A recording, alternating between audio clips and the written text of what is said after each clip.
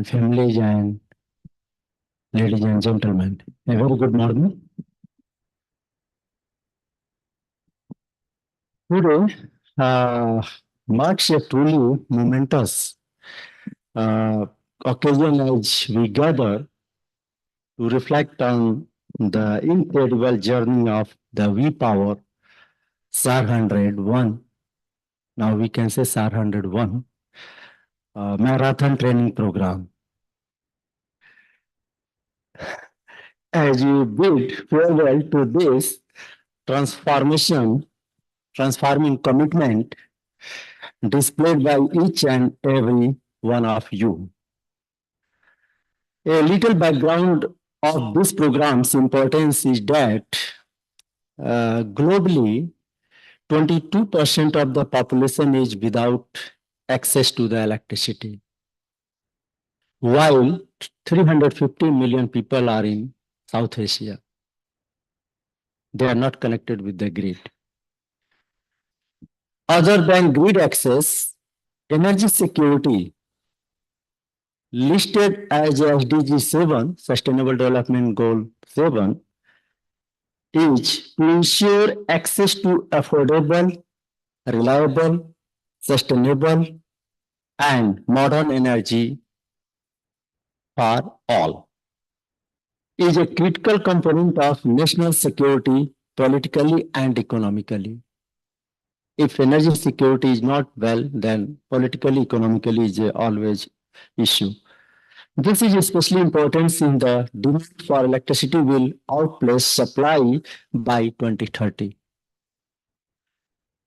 One key target of SDG 7 is to enhance international cooperation in facilitating access to clean energy and promoting investment in energy infrastructure. Thus, energy security is a key priority for all countries, with a need for increased focus on trans-border energy cooperation, particularly electricity sharing, which can play an essential role in the ensuring a steady supply of the electricity in the region, and which has all, you can say, fundamental to our growth. Since its inception in July 23 about this SAR100 program, at that time we were clueless how things will go. But you all participants and everyone and resource persons, mentors, you made it. I want to thank you very much by heart because it was not possible without your support and cooperation.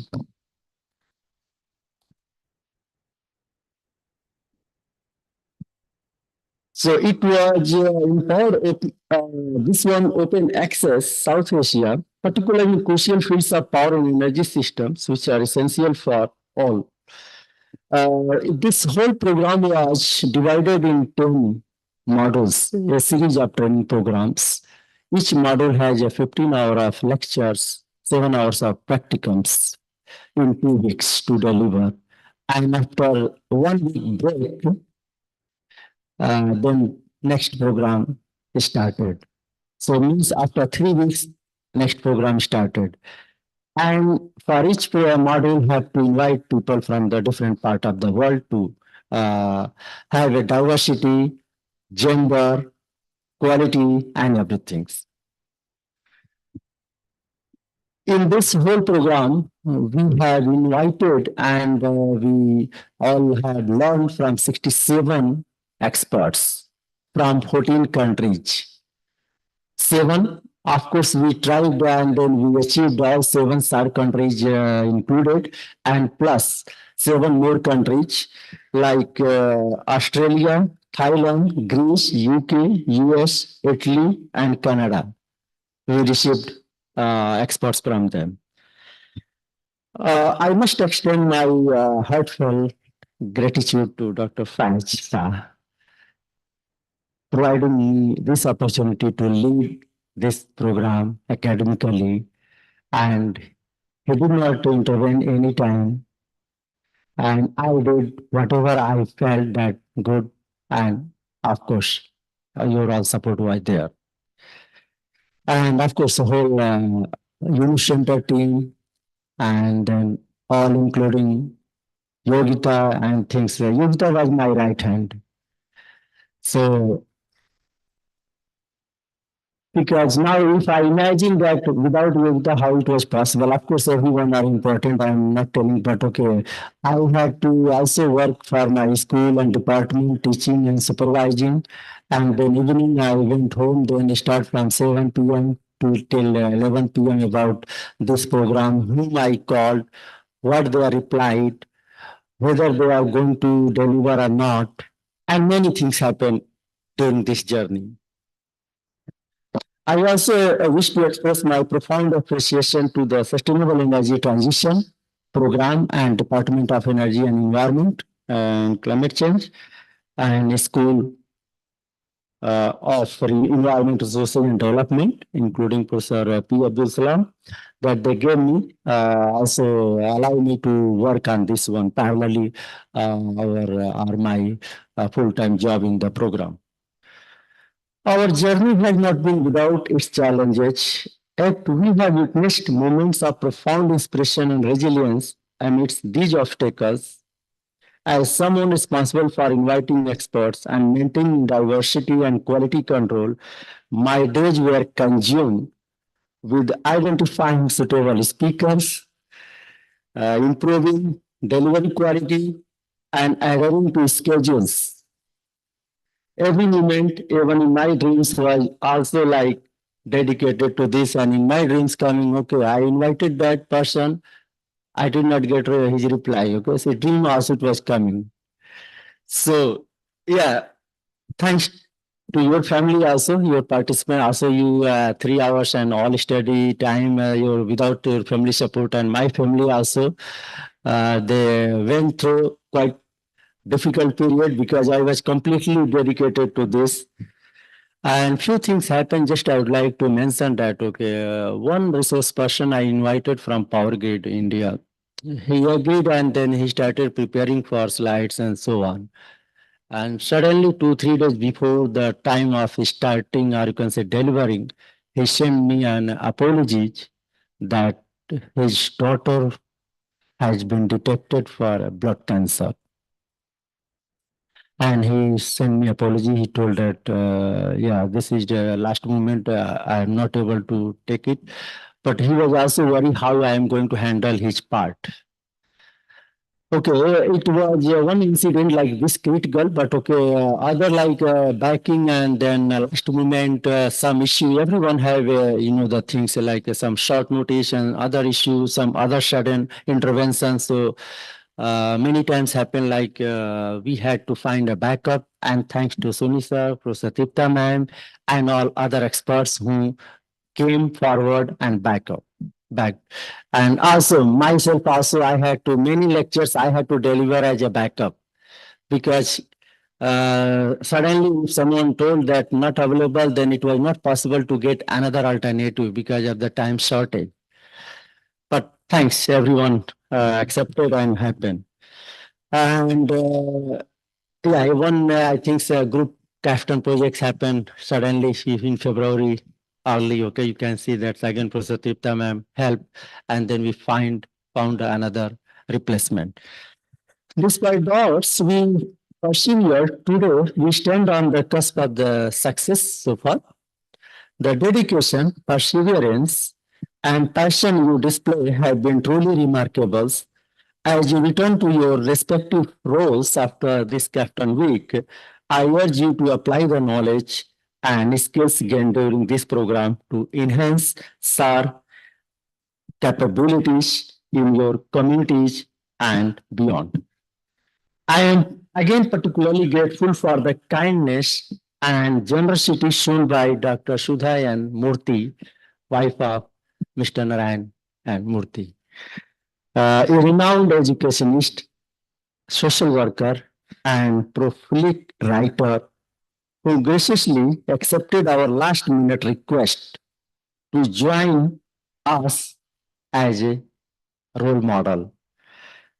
I sincerely thank Professor Paola Banerjee and her sister, Professor Purna Banerjee, who assisted to get her on our board. Thank you. I will not go much details about that, but Dr. Sudha Murthy is a inspiration for many women and women leaders. You can see that she was the almost first lead engineer, okay, who started working in Tata company. I think that you know. So I'm not going in that. Okay, so again, I extend my deepest gratitude to everyone who has contributed to the success of this SAR100 program, the trainees, experts, sponsors, organizers, participants, and SAR100 team. Our collective efforts have empowered individuals and fostered collaboration to pursue safer and more effective SAR operations. As we look ahead to the upcoming events from next 4 days, including today, at EIT, including field visits, custom projects, presentation, and certificate award ceremony, let us carry forward the spirit of solidarity, learning, and innovation that has defined our time together. I am confident that lessons learned and connections forged. I think that one is the very great achievements. From beginning, there were little odd and even, but now everyone so much connected, like our power grid. Without your connection, things will be unstable. So that connection you achieve a stable connection now. SAR100 will continue to inspire positive change for years to come. Thank you once again to everyone involved, and I wish you continued success in all your future endeavors. I eagerly anticipate celebrating your achievements in days ahead. Thank you very much once again.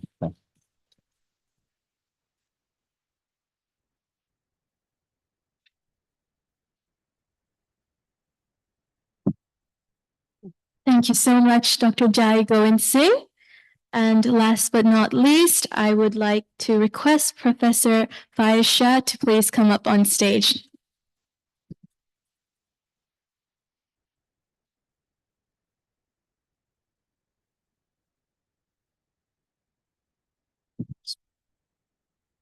Well, it's now 10:15, so I have 45 minutes to.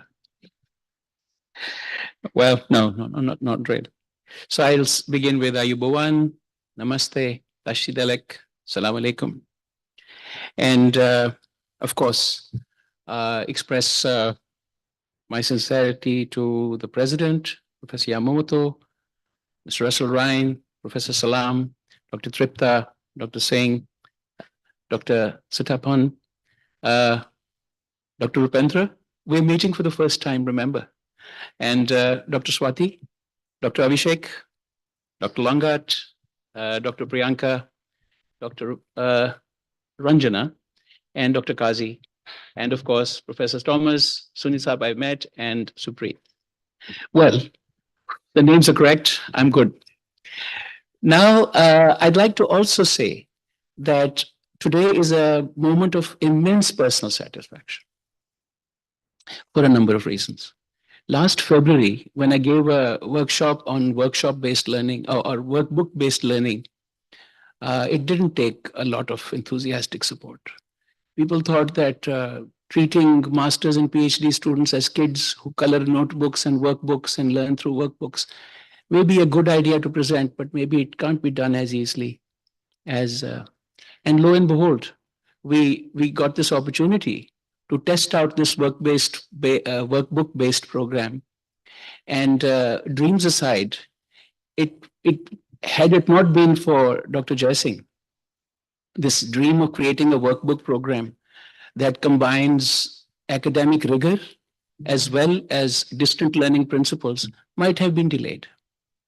So this is a testament to AIT's knowledge resources and our prowess as a combiner and consolidator of knowledge, that it was possible to do it under one roof. The UNIS Center, of course, helped design the aspirational model. But when it came to delivering it, the nuts and bolts that put it together were no easy task. And so this is why the reason I'd like to start with congratulating the people responsible for this is to say that had it not been for our faculty, for our distant dispersed faculty, for our technical teams who despite, this is a technical environment, I know, but technical things have their own life, they have their own will. And to make this work continuously over 8 months, and then finally, my own team, the diligent people that most of us don't actually see or don't actually recognize as mentors or teachers, etc. All this came together in a remarkably miraculous way. So I've been always a bit of a skeptic when it comes to miracles, but I think I'm getting to become a believer now. The miracles that we saw happen, things coming in place, people found at the last moment, willing to bring their expertise to us at extremely short notice, the distances, and of course, finally, the ability, the aspirational willingness, and the enthusiasm of our 101, what I call super women, all brought this to a near miracle. I'm not expecting this to happen every day, but I do hope that now that we've tested the model, it is no more a miracle. It is work accomplished. And if it can be done now, it can be done again. And if it can be done again, it can be done better. And if it can be done better, and if it can be done better, it can be done for more and more people. So with this, we have one element of the design which you have not seen yet. And that element is our national network. So what this group represents is the seed of what will grow into a powerful interconnectivity model in all our region, across the six countries. So here's to a great beginning, and also a humble bow to everybody that made it possible and made it so far, a resounding success. I say so far because we have 5 more days to go and things can happen. We've had one aspect that we're all talking about personal anecdotes, and there have been poignant moments where people have struggled to continue despite enormous pressures around them. And this is, as you saw, it is not only on the faculty side or the staff side. We all have lives, we have families, we have children, we have timetables, we have so many other going on. But everybody participating in this program, particularly on the side of the participants, were braving a lot. And so it is, again, a testament to the resilience and the aspirational focus of whether it's been faculty, staff, or our participants. So I think if there is ever a book written on this, it will be a testament to the resilience and the tenacity and the perseverance of people who said, we need to do this. And whatever comes in the way, we need to finish this. And so if finishers are to be recognized today, well, this is the gang. There are 17 people out there online today. I hope they're all logged in and equally excited, equally motivated to be part of this program. So please remember, they are part of us today. Some of us will be joining maybe in the next day or so as travel arrangements happen. Some have said they're not able to come, but their physical presence here would have been great. But even though we can't see them or meet them, which as much as we would like to, they're still part of it. So whenever you're presenting, whenever you're talking, please include everybody that's not here, because the success, the strength of this program has been not being here and still achieving what we think we have achieved. So I can go on. I have a lot of time, but I'm going to shut this down because we can go out and have our tea early and look at some of these wonderful posters. My last point is about this struggle. It was mid-sentence and I was talking to Supreet and I was saying, our biggest challenge was creating a blend between academic rigor and online delivery. Now, as we all know, online delivery is very exciting, but the biggest criticism about online delivery is it is not tactile. It is distant. You know that it is something that maybe could be better. So we were worried about this tactility. One thing that emerged through this was that you can create tactility online through the work groups, through the conversation groups that we had, through the assignments that we were giving. Yes, it's very taxing, as Dr. Singh has said. But most of us, at least I, felt very close to everybody. There were 2 or 3 WhatsApp groups going at all times, and people were writing in, people were submitting recommendations. Sometimes they were even fighting, pushing back, sometimes making demands. And this made it go alive. I have never seen a more alive, and I have not seen too many, but I have never seen a more alive online group. And so that brings to me this enormous hope that here is a model that we can now replicate, enhance, and make maybe even mainstream. So people will say, yeah, I went to this AIT program that was so tactile, and then they brought us out together. We felt like we've been here all along. So here is something to you pioneers that you've tested out something. Don't tell anybody you were guinea pigs, but you've tested out something that I believe strongly in, and you, I'm sure, belong strongly in. And when the national networks spin out and they reach out, the same model will be adapted to our national environments. There are countries like India, which are continents. They are huge, they are dispersed. There are other countries like Maldives, where communication is not just getting on a train and getting somewhere. There are dispersed populations. There are other issues with other countries of connectivity, of population dispersal, of centralization of academic institutions. All these things are now surmountable with one extra model, one more model available to choose from.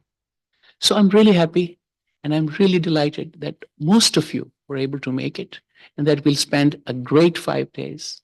We will make sure we push you because that's part of our job. But we've also created space so that you can get out and meet each other, talk to each other, take a lot of photos, walk around our lovely campus, and also, do what you do in Bangkok, which is shopping and fun. So once again, thank you. It's been a lovely morning, and it's great to see all these fresh faces. Please remain bright and fresh for the rest of the 5 days. Then you can go home and sleep for a week. Best. Thank you so much.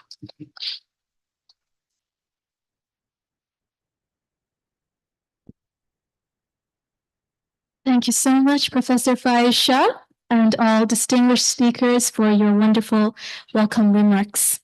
And now, see, the auditorium has colorful posters lining both sides, each representing a unique and impactful capstone project. But before we delve into the capstone exhibit, participants, please note that we will be wrapping up the exhibit at around 11:15 a.m. Following the conclusion of this exhibit, please gather outside the conference center at the AIT landmark for a group photo with our cameraman.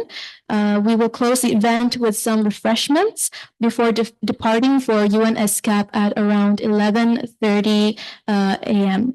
And lunch will be served in the buses on the way to the venue. You will be returning to AIT at around 5 p.m. and dinner will then be served at the AIT Conference Center Dining Hall at 7 p.m.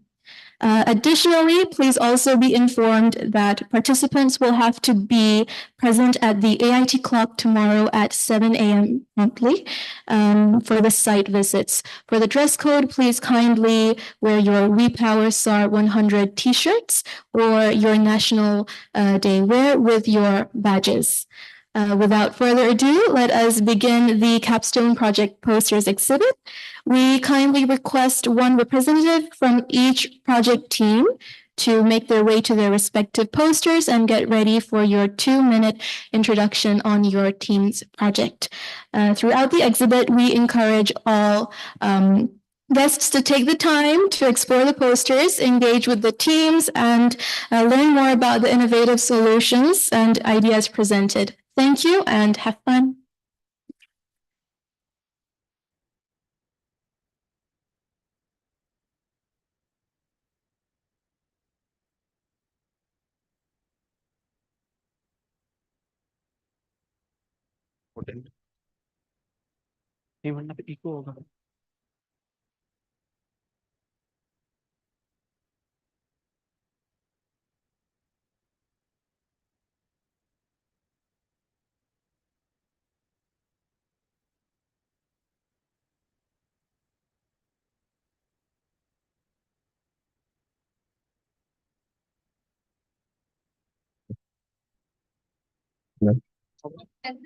of the South Asian countries related to the electricity power in the South Asian region.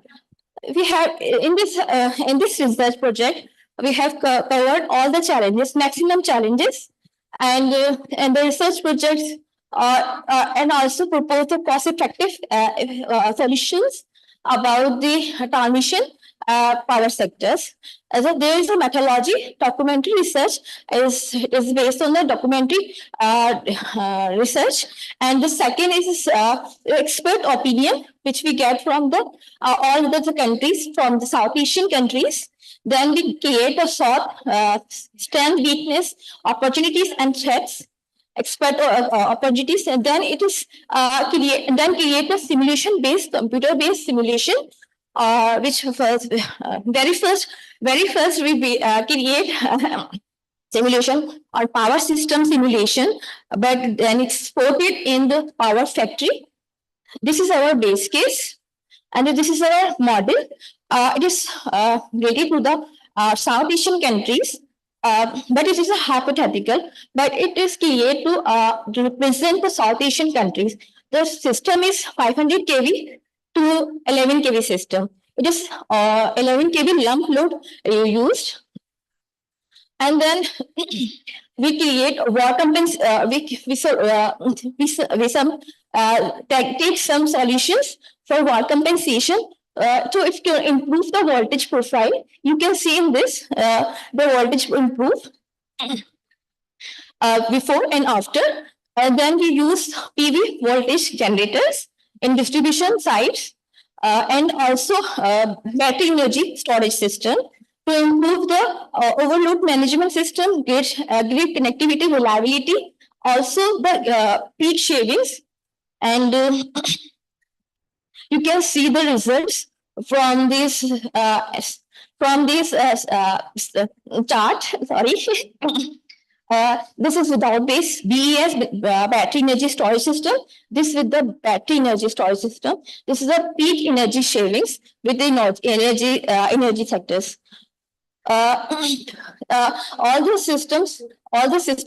the countries are going to the renewable energy. So we create the PV solars, also the wind. But in some countries, except the Pakistan, they are not going to wind.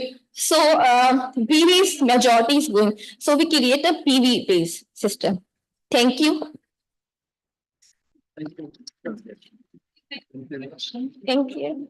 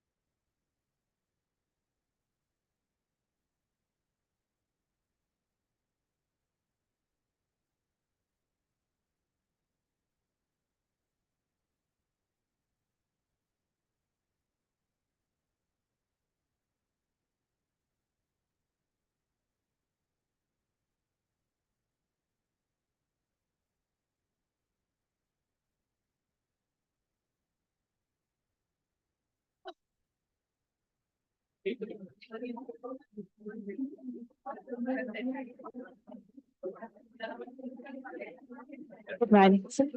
So we are the group number 2, and our project was on the renewable energy ventures, exploring financing strategies, investment approaches, and tariff determination procedures for renewable energy projects through case studies. So our project supervisor was Dr. Priyanka Paliwal, and we have 10 members in our group. So our primary focus is on recognizing the challenges related to the renewable energy source capacity growth, and while addressing the key obstacles to accelerate renewable energy resources capacity growth to the systems. So based on that, we have set up the 3 objectives regarding considering taking into account the key obstacles. And based on the 3 objectives, we have selected 5 countries covering both in developing and the developed nature, such as Australia, India, Pakistan, Denmark, and Germany. So we have done review on the literature on those countries, and recommendations were given based on the good practices which reflected positive resulting effects on the renewable energy growth of those countries. So ultimately, at the conclusion, what we can say, the comprehensive or the good practices in financial strategies like green bonds and sustainable financing, and the best practices in the investment approaches, together with the tariff structures followed by the good regulatory practices, can have a pivotal role in the acceleration of the renewable energy resources. That's all about it. Thank you.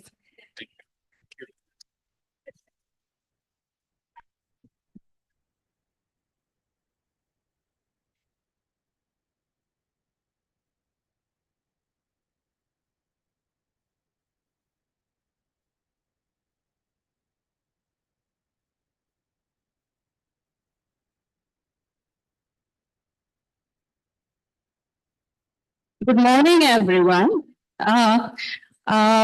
Please accept my warm welcome to everyone from different parts of the world. And myself, Pramila Sodari from Nepal, and I'm representing Group 3 members. And the topic for the Capstone project was smart grid monitoring technologies and their applications in South Asian countries. So for the Capstone, what we did is we basically did 4 basic jobs. The first job that we did was we did a literature survey. Because without literature survey, we won't be able to identify the problem. And after a literature survey, what we found out is that they measure what we call monitoring devices like WAMs at transmission level and advanced metering infrastructure at distribution level. The first one, WAMs, the basic component is PMU phase measurement unit. Those units have been massively deployed in India and in major part of Bhutan in South Asian countries. And AMI, this technology has been implemented in almost all the South Asian countries. And next is what we found out is that India is a pioneer in deployment of PMUs that are major components of WAMs. And the second thing what we did is for those South Asian countries where PMU have not been deployed yet, we have tried to find out the optimal PMU locations for 4 South Asian countries, namely Nepal, Sri Lanka, Pakistan, and Bangladesh, though we have shown only one what we call the nodal diagram with optimal PMU location. We have also conducted for other 3 that I have mentioned already, and the result will be very much helpful for future planning, optimal PMU placement planning. What we have done here is that we received real grid data from Indian grid, and we used the PMU data for event detection. We have used what we call statistical sorry, change detection algorithm, for event detection. And the final thing that we have done is we used advanced metering infrastructure data in order to determine, find out load forecasting, short-term load forecasting. Thank you. One simple question. I think solar power, the weather data is very much important, right? Thank you for your question, sir. Actually, we could have, this is the limitation of our project. We could have included the weather data also for load forecasting. That is very important, you are correct. but because of time limitation, we had very short time here. We had only one and a half, I think, yeah, months. So yeah, Thank you. yes, You have used algorithm, right?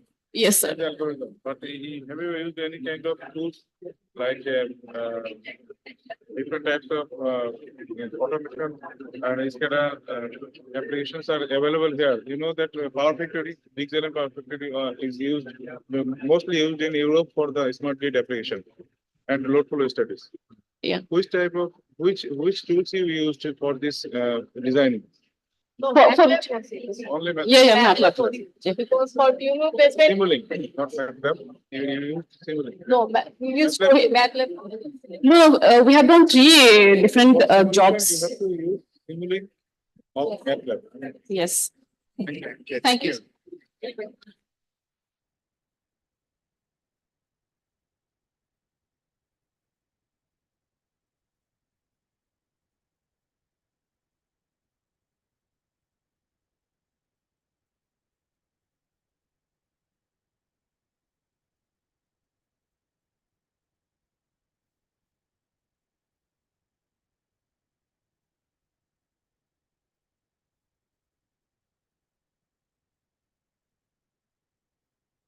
Our study is about the integration of energy systems into the energy storage into power systems. As we all know that the variable renewable energy resources nowadays pose many challenges in the power system, such as stability, resiliency, etc. So our group tries to study the most appropriate energy storage technology based on power system services based on their location in the grid. And also our second aim is to study the most appropriate energy storage technology based on their response time. For that, the group undertook many literature reviews and do two case studies. And via those case studies, we try to demonstrate that how the battery energy storage system is able to do the peak shaving, load leveling, and load shifting applications in the power systems. And via the second case study, we try to demonstrate about the transient stability services using a hybrid energy storage system. That hybrid energy storage system consists of a battery energy storage system and the supercapacitors. And based on our study, we also do some conclusions and recommendations, which are listed out here in the form of a table.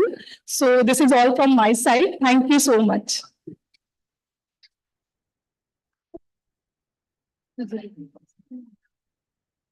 Hi, so for Group 5, the project that we did was price risk management in the power sector, and we did our project with the guidance of Dr. Swati, and special thanks to her for the extreme support she has rendered during our project. So specifically what we did was we analyzed the price risk for a generation company in a competitive market environment. So there are several factors like demand variation, the fuel price, the renewable energy volatility, and all these factors can lead to risk for them. And also it can be a benefit for the generation companies if they try to seek out the competitive parts that are there.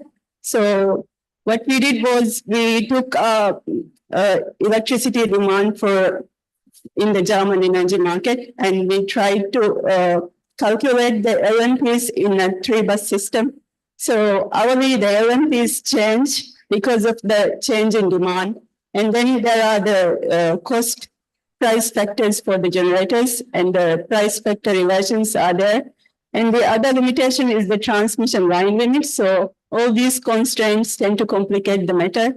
And we used Excel as the first approach, and we calculated the hourly LMPs, and we also verified these LMPs through GUSEC software. And with that LMPs, we proceeded to calculate the GenCo's earnings, hourly earnings, and without any other pathway, the earnings level was low. So what are the alternative pathways for them to increase their earnings?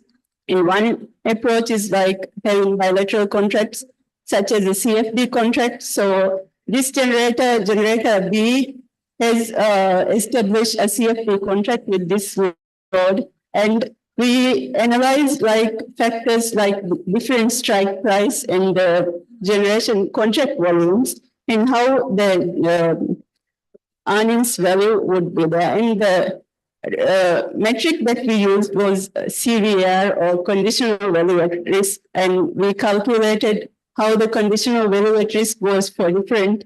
And when they moved to larger contract volumes, the generation, like the total earnings is high, but the risk value is tend to be high. Like if there is an incident, they are going to lose more. So it all depends on what your risk appetite is, and based on that, the generation company can optimize their portfolios. And it is very important for them to use these sort of detailed analysis for them to decide their contracts. So that's basically it. Thank you. Great.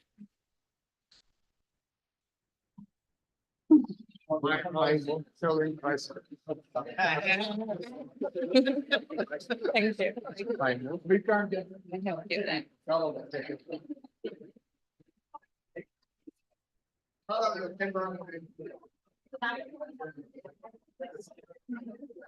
You're 6, right?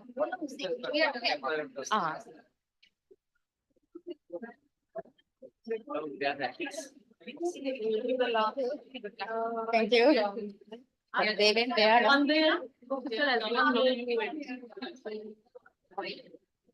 Hi, good morning, sir. I'm Asha on behalf of Capstone Project Group 10.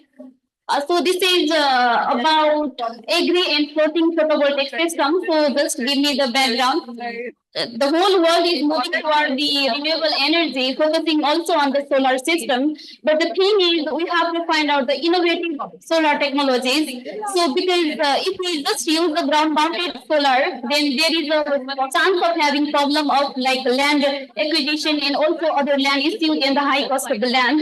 So keeping those things in mind, we just focused on the agri and floating photovoltaic system.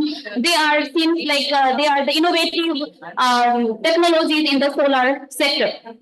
So here, this is the global installed power capacity of APV and FPV. So APV, by going through the literature review, we found out that up to 2021, there is a 14 gigawatt. Okay. The world. For the FPV, around 3.8 gigawatt of FPV is installed around the world.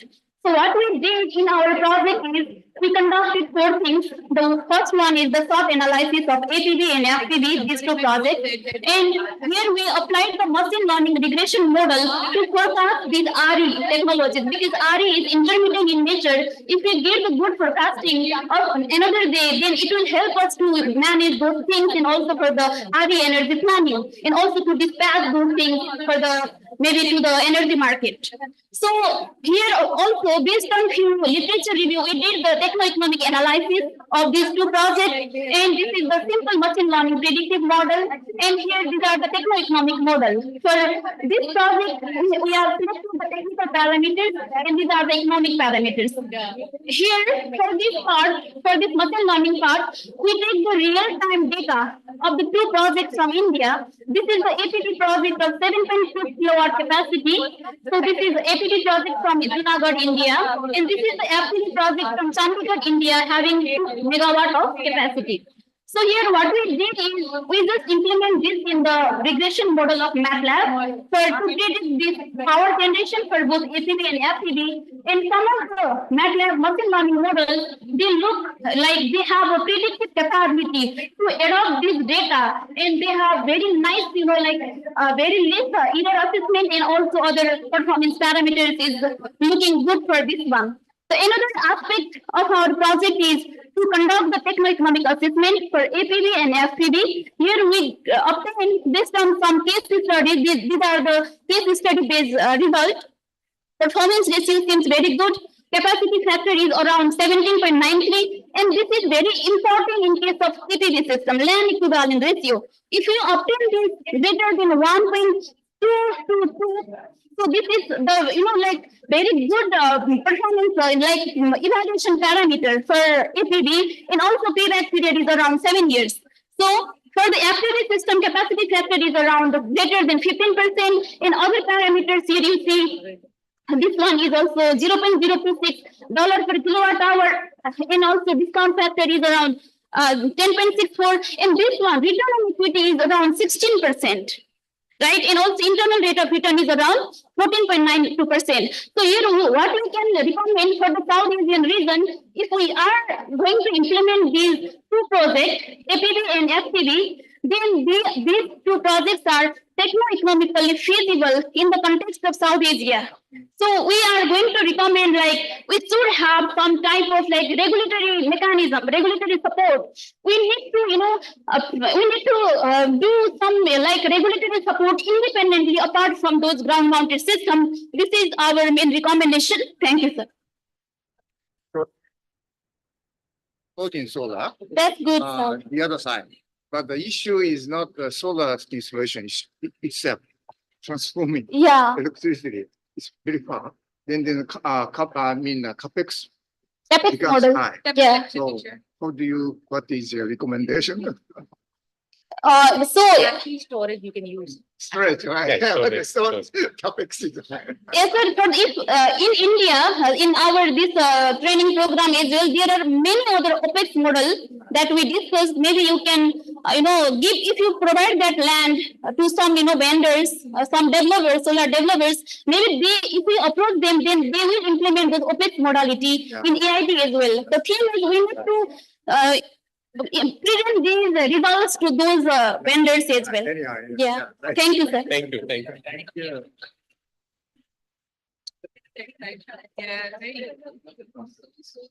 Very good, Ash. Can you give? Mike. Good morning, sir. So we're group 9. I'm going to present it on behalf of group 9. So we designed a South Asian regional power trading platform. We divided our project into two parts: the qualitative analysis and a quantitative analysis. We took two cases, successful cases, that is a PGM and Indian Power Exchange and North Pole as well. So we did quantitative analysis considering this cases and find the efficiency and social welfare maximization. And for quantitative analysis, we checked into the existing system. That means the existing network of capacity, generation, transmission. And we also looked into the institutional and legal framework of it. And after that, we tried to find an effective economic solution, and that is our SAPEX. And we provided a few recommendations such as price discovery, auction design, bid submission, market clearing, and we've also seen the institutional arrangement for it. So that is all from us. Right? Thank you. Thank you. Thank you.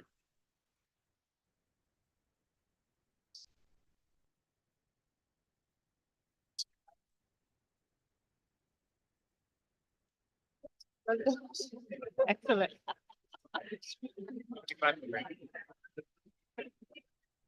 Hello, everybody. I'm Swasti Ariel from Nepal, and I'm it. The title of our project is Next Generation Distribution SCADA in the Power System for Renewable Energy Integration and Load Forecasting. The study basically focuses on using SCADA in the distribution power system to facilitate integration of RE to the distribution system and load forecasting, adhering to RE. The project basically takes inspiration from one of the pilot projects of IIT Kanpur, that pilot project implemented by IIT Kanpur in village of Kanpur. That basically there are villages that have been adopted by the project for the implementation of smart grid, basically. And throughout the project, what we have analyzed is we have analyzed the findings of the pilot project so as to suggest the system in both these village hamlets, so as to evolve. I mean, so as to study. The comprehensive approach. Yeah. For the monitoring and controlling of the microgrid system and real-time load forecast RE penetration to the system. That's it. Thank you.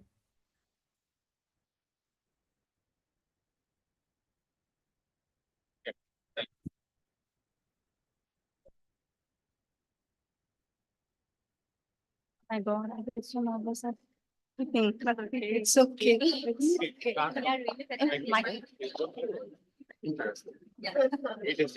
morning, sir. Myself, Riddhi Prasad from BBC India. On behalf of Group 7,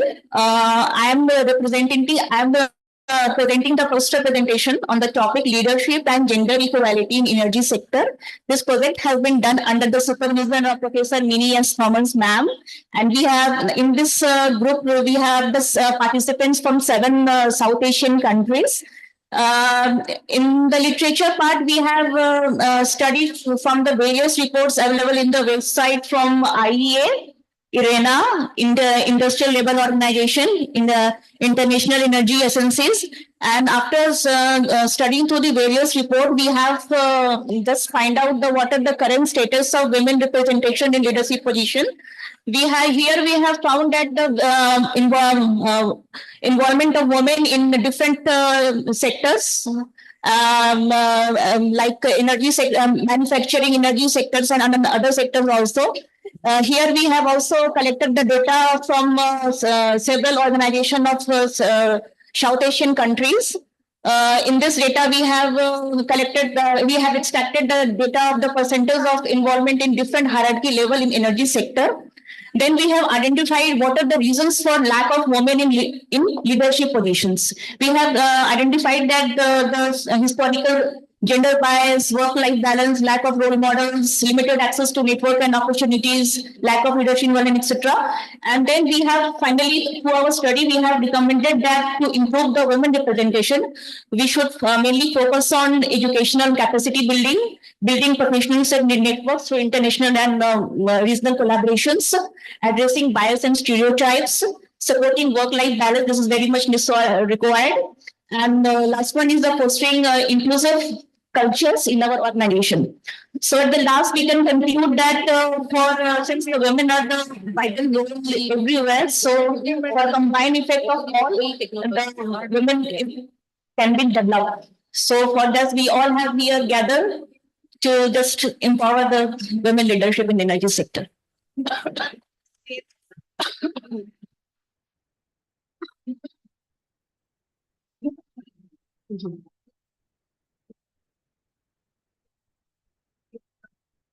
Yes, this is the data from from different organizations of 7 South Asian countries.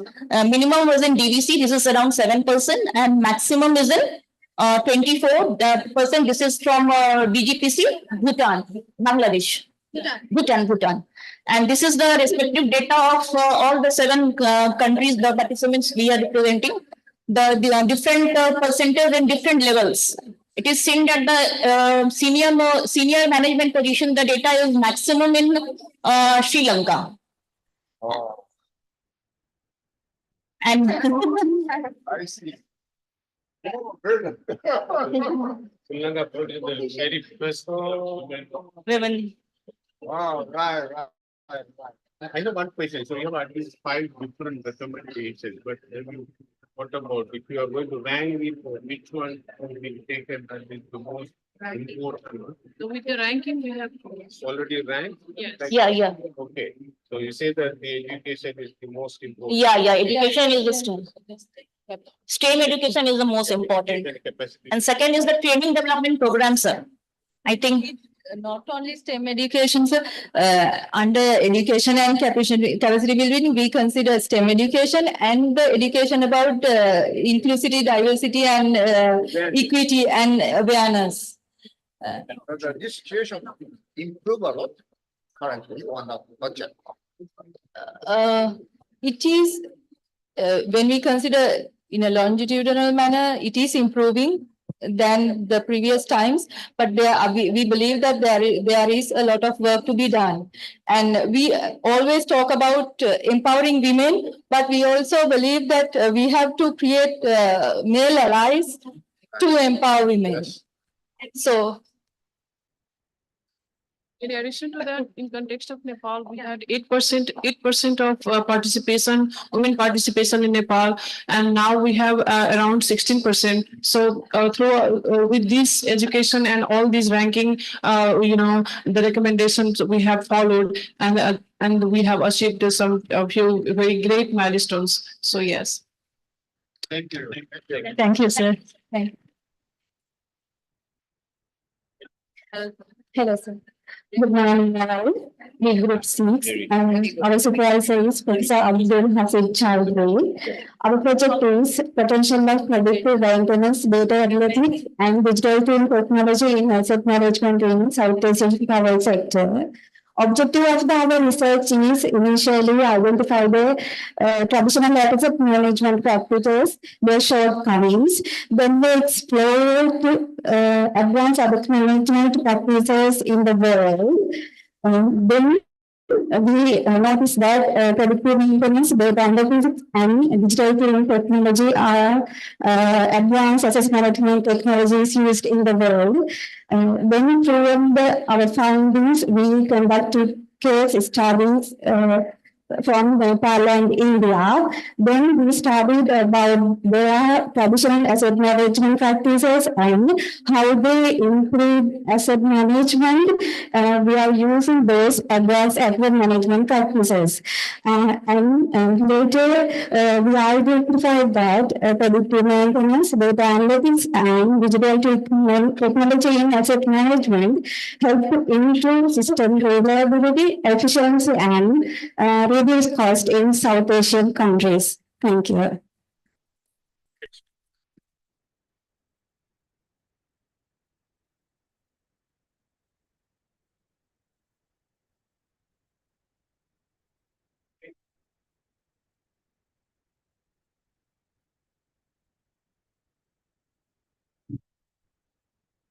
Dear participants, we will now be wrapping up our capstone exhibit. Please make your way outside.